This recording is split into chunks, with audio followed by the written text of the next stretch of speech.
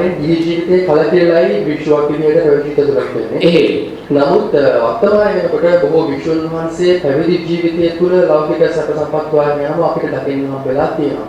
මේක උචිත කාරණයක් නෙවෙයි කියන බොහොම පැහැදිලි. නමුත් මේ යන රටාව පිළිබඳව මේ ලෞකික සැප සම්පත් වල වික්ෂුන් වහන්සේ ගමන් කිරීම පිළිබඳව දැන් කිසි පැහැදිලි අවබෝධයක් ගියන් වශයෙන් අපිට අපි කොහොමද කළ යුත්තේ කියන වගේ විශ්වාසයක් මෙහෙමයි මහත්තයෝ බුදුරජාණන් වහන්සේ පැහැදිලිව දේශනා කළ මහත්තයෝ මේ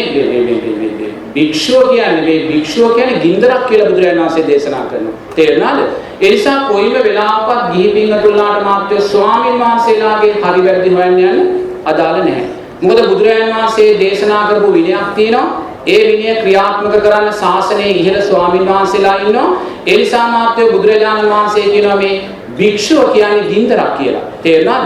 ඒ ගින්දරට අපි පිච්චුනොත් මහත්තයෝ කොහෙන් අවසන් වෙයිද කියලා අපිට කියන්න බෑ. තේරුණාද? ඒ ගින්දර සැර භික්ෂුන් වහන්සේලාගේ තුල ගුණයන් ඥානයන් වැඩි වෙන්න මහත්තයෝ ඒ ගින්දර සැර වැඩි කියන බුදුරජාණන් වහන්සේ. තේරුණාද? ඒ නිසා මහත්තයෝ ශාසනයේ කොතනකවත් මේ මොහොතේ අපි වැරද්දක් දකින්නේ නැහැ. තේරුණාද? බුදුරජාණන් වහන්සේ ජීවමානව ඉද්දී අපිට විනය කාරණා 227ක් පනවනවා. භික්ෂුණීන්ලට විනය කාරණා 308ක් පනවනවා. ඇයි ඒ කාලේ ස්වාමින් වහන්සේලා අතින් වැරදි සිද්ධ වුණා. ඒ නිසා එක කෙනෙක් ගිහි කෙනෙක් පැවිදි වෙනවා මම මේ ජීවිතේ නිවන් අවබෝධය උදෙසා පැවිදි වෙනවා කියලා. තව කෙනෙක් පැවිදි වෙනවා මම දිව්‍ය බ්‍රහ්ම සැප උදෙසා පැවිදි වෙනවා කියලා. තව කෙනෙක් පැවිදි වෙනවා මම ශාසනයේ රට ජාතිය ආරක්ෂා කිරීම උදෙසා පැවිදි වෙනවා කියලා. තව කෙනෙක් පැවිදි වෙනවා මම අධ්‍යාපනයේ ඉගෙනගෙන රටට සේවයක් කරනවා කියලා උදෙසා පැවිදි වෙනවා කියලා. නමුත් මාත්‍යෝ මේ සෑම කෙනෙක් තුළම මේ ස්වභාවයන්ට අපි වැරද්දක් දකින්න විදිය ඒක ලෝකයේ ස්වභාවය මාත්‍යෝ. තේරෙන අපිට පුළුවන් කැමති දේ අපිට තෝරගන්න. තේරෙන දැන් මගේ ජීවිතේ මගෙන් ඇහුවොත් මම වැඩිම ආදරය කරන්නේ ආරණ්‍යයේද පන්සලද කියලා මම කියන්නේ පන්සලට කියලා මාත්‍යෝ. මොකද මගේ ජීවිතේ මම මේ ධර්මයේ ආයන්න ඉගෙන ගත්තේ පන්සලෙන් මාත්‍යෝ. තේරෙන පන්සලෙන් මම ඉගෙන ගත්තේ. ඒ නිසා මම මෙතෙන්ට ආවා කියලා කවදාකවත් පන්සල අමතක කරන්න මට බෑ. ඒ නිසා මාත්‍යෝ මේ සෑම අංගයක්ම ශාසනය තුල තිබිය යුතුයි. නේද? ඒ නිසා ඔක්කොම ස්වාමින් වහන්සේලා භාවනා කරන ගත්තොත් ශාසනයක් රැකෙයිද? ඒක වෙන්නේ නැහැ පුතේ. තේන්න මේවා ආරක්ෂ දැන් රටේ දේශපාලනය කරන මහත්තයෙක් මගේ ළඟට ආවොත් මම එයාට අනිත්‍යයි කියලා වඩන්න කියන්නේ නැහැ. මම කියන්නේ සිල්පද පහ ආරක්ෂා කරගෙන දේශපාලනය කරා.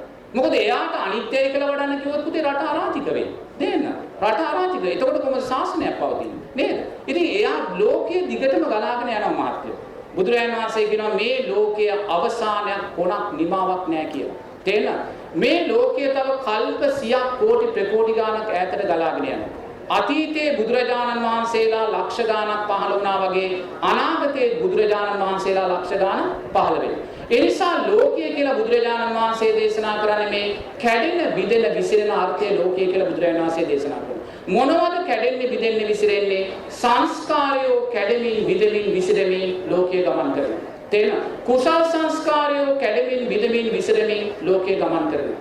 අකුසල් සංස්කාරයෝ කැඩෙමින් බිඳෙමින් විසිරෙමින් ලෝකය ගමන් කරනවා. ඒ නිසා ලෝකයේ අවසානක් නිමාවක් කොනක් නැහැ මහත්තයෝ. තව කල්ප ගානක් යන්න පුළුවන්. ඒ නිසා මහත්යා පැවිදි වෙනවා නම් මේ කැමති දෙයක් තෝරාගන්න පුළුවන් මහත්තයෝ. මහත්යාට අවශ්‍ය නම් මේ ජීවිතේදීම මේක නිවල දාන්න පුළුවන්.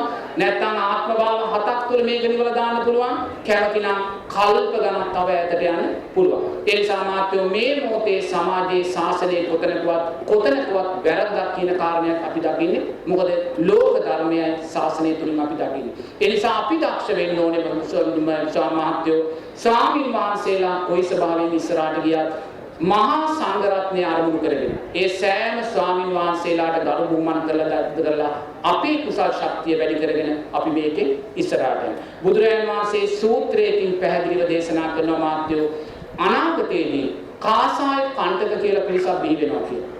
ශාසන පරිහානියේදී එයා කහපාට නූලක් විතරයි පැනදගෙන ඉන්නේ වෙන දෙයක් නෑ එයාගේ. එයා විවාහ වෙලා ගෙදරක ඉඳන් සත්තු මරාගෙන කාලා තමයි ජීවත් වෙන්නේ. එදාට එයාටත් මිනිස්සු ගිහලා දන් දෙනවා. තේරෙනවද? එතකොට බුදුරජාණන් වහන්සේ දේශනා කරන මේ කාසාය කණ්ඨකටත් සාංගික කරලා දන් දෙන්න පුළුවන් කියලා. කාසාය කණ්ඨකටත් දානයක් සාංගික කරන්න පුළුවන් කියලා. ඇයි? එදා සමාජයේ කාසාය කණ්ඨක තමයි ලොකුම සිල්වත. එතකොට කාසාය කණ්ඨක එච්චර පහත් ජීවිතයක් ගත කරද්දී එයා එදා සමාජයේ සිල්වතා නම් ඔබ හිතන සමාජයේ කොයිසානම් පිළිහිමටපත් වෙලා තියෙන්න පුළුවන්. එහෙම කාසාය කණ්ඩකටත් බුදුරජාණන් වහන්සේ දේශනා කරනවා නම් සංඝයා අරමුණු කරගෙන දන් දෙන්න සාංගික කරන්න පුළුවන් කියලා මාත්‍ය අපි කිසිම ස්වාමීන් වහන්සේ කෙනෙක්ගේ වැරද්දක් සොයන්න යන්නේ හොඳ නැහැ. තේරෙන සමාජයේ යන දිශාවට ගියදී මහත්යා හරි දේ තෝරගන්න දක්ෂ වෙන්න. එතෙන්ටයි අපි එන්න ඕනේ.